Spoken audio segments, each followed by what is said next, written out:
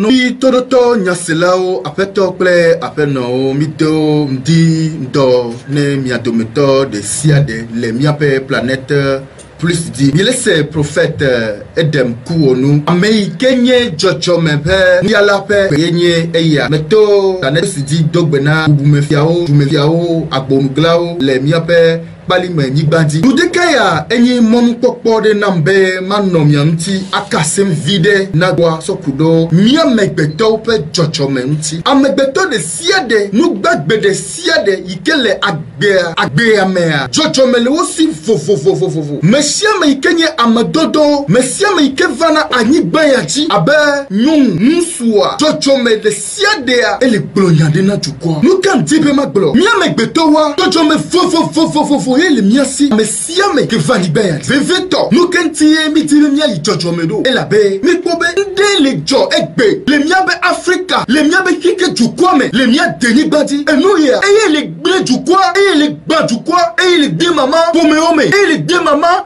es asukwa si dome eye le de mama juko pre juko dome eye le de mama efiao miabe trompe miaba be ome ya enu ya le do mama ke ya patame enu antie dakasi ndekenya enu ele ni subo yemda yo subo de pepe ben ko de pele fi ogakea enu ke mi gbe yo be religion poa ele ni opium du peuple nous nyala de globe religion est l'opium du peuple ele si bébé ole yomi nene novio ni soa mi kasende mi le kude nyadenti enyeli ninko agbetobe jojome kele miasiade jojome buye suba keme male ware e chando be jojome bu enyi no bu duanyi so agbetogboye suba de pem diko sirekpem so maugbo benare diko sirekpepe so maugbo maundo subo de pepe ani le hihe ya meo nunyalao sijilao gomeselao mau ndo kose hade pepe anio ndo subo eno kole be religion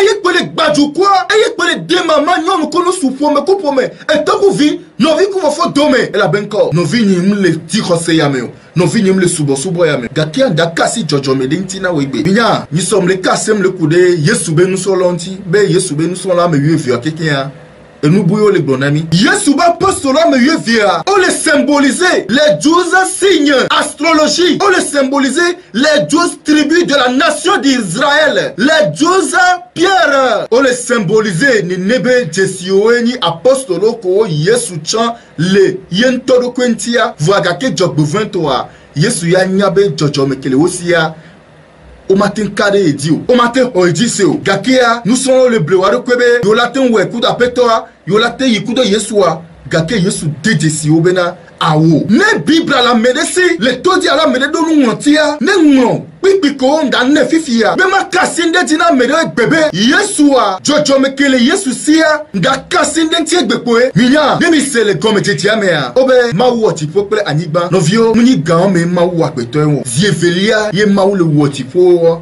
les genèses mea obe au commencement Dieu créa le ciel et la terre novio bida yinu kekemi milebi nyangrotia adam chuchu ba eso nouveau dare hiame yesu yevani adam veboa que va le de nouveau da yesu be jojo me veboa eso adam veboa va nigba yati nemi 1 Corinthiens 15 verset 45 à 47 bila sebe adam batwa eni jojo me bam adam veliela et il a mis que ça dit faut va voilà dinde minami ya ne yesu bani gbogbo me fucha nyonu yeji yesu joamede yesu be jojoa mila kasienti ntekenya donc on sait pas mina Johannes mauti de tanameade Jean-Baptiste ade enani le bremavai yeni Elia Jean-Baptiste que va le desitana yesua eni Elia que nani le bremanke kamevai kamia sube e doke bewa elle va tuer mes faits. Et donc, dans le coup d'eau, après toi, Jean-Baptiste va joker. Elia va trop joker. Et va le dire Jean-Baptiste qui va décitana Yeshua. Ne, nous monti le miasiade. Il appelle Matthieu 11.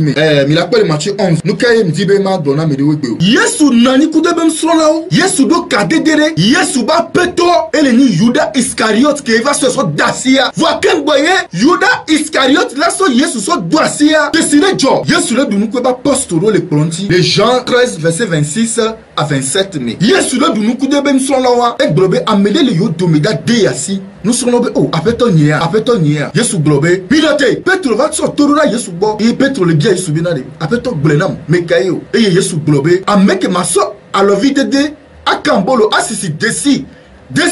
Aso do alogo mena so do nous mena. Amewa ela de yasi wa. Et Jean 13 verset 26 à 27 amen. Bible globe. Si le cas Yesu kambolo alo vide de nous me le cas so ton décimé. Beso de nous mena Yuda Iscariot. Si le cas mon la globe eye abosam Vodribala gede eme nya se nu keke kele tuare nu ngodi benilo Yesu ba peto le ni Yuda Iscariot lo deke mi se ngomwa komedo Yuda ne me kabinyu gaba sa Yesu Yuda Yesu ba peto le ni Yuda Iscariot no vi kakeme ole Yohanes sali Yohanes do me do da Yesu bobo no be biese bene apeto no biese bene de eye da vama Yesu tono son lobe Minya, na kodu patan over wunde Yohanes monti de tana meladi ela be eye ni Elia ikole boblobe et dava vala Elia koube dava va et y trouva jo dès que Elia sotane balbe suboto le blema kasan prophète Elias le kas sotanawa et do la trouva la va tuer be faire la nipa yati Jean-Baptiste va ore Isabelle ke nanye ni Herodes be soin nous ke va jo so Jean-Baptiste beta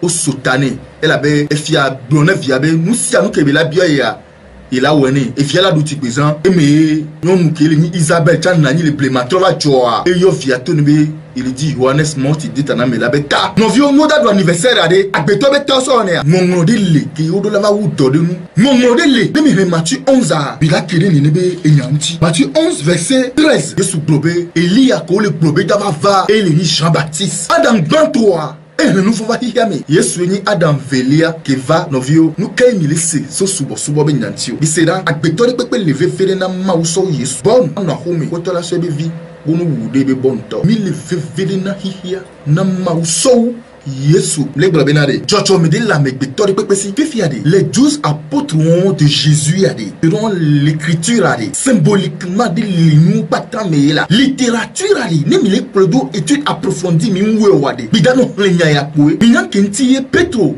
Keye dipo nou mbedi. Keye dipo ne initiative de. Initiation de. Bete se dipo bekbeya. Minan kentiye Petro et ben le Yesu bodoa nature que les apetosia de nature bouye benade ne Petro ben le Yesu boa we ya nyame ke onio se me na me won te po Yesu agbagbare o po agbabankun kun odun ki le prontia de no vi pote loko nyame ke wo onye gbora no vivine me na no ple loko be enyi nu yo hosele wo ya émotion il brewegbe yo ngombe loko Isia, benade, les 12 apôtres de Jésus-Christ ade, ou les 12 signes astrologie, ou les 12 signes, ou les 12 tribus, ou les 12 nations, ou les 12 pierres, ou symboliser les nébénuons. Fifia, on va tout classer 12 apôtres, on est parti amener, au classer de peut amener, qu'on les 4 évangiles, qu'il les 4 éléments, qui appelle Zokyo, Jojo Mede, les Petre aussi, il y a Petre ade, Simon Yoye, qu'on initié o yu ebe ni so Petro kele ni ekpe gbaja kakeya ebe nature ta wo ebe défiant be nature que la beton ya o matin trop c'est inchangeable o matin trop beton be jochomo la et nous anti mité no sobo de pepe mité no sobo mité ko moselen dise mité ko indiabe no so dise mité ko bodabe no so dise mité ko Yesu dise mité ko etron di voju dise benari de ke miliare ni nikpo milagba no va ser ga ke mi nyanto mila khomya lo ko dise Menari, game ke miso le subo, diro se koso so du tabanami, oba me ya edoni, ame ya subo ya vade. Miso game wan, so no subo mi anto mi adokwe. Miso etude, mi aso plan so mi adokwe nti, mi di game ade, mi acha mi subo mi adokwe. Mi acha mi nkware, mi anya benare, hikia le yeme, mi awenyi nusia no. Minya, bikpo, ko gangan ko la ni majegbe ya, mekawe tuyo, mawe tuya, Yesu etuya, Buddha etuya, mekawe tuyo, magbeto ya. Nous n'y avons pas de ma béton me belé, mais belé de quoi. Nous qui avons mis en minute de nous de gogo. Nous avons mis va sur subo et les deux mamans m'y a domi. Alors, nous pouvons subo pour n'a m'y a domi clan. Quand on l'a horé, nous pouvons comme les subo à moi. Donc, la religion, c'est le pion du peuple. O le yomier, c'est gros qu'on a tamadona nous, à nos yu, à nos boins, à nos tuarés. Nous n'y a subo le coup de mieux béwan. O de la mélénia me keke.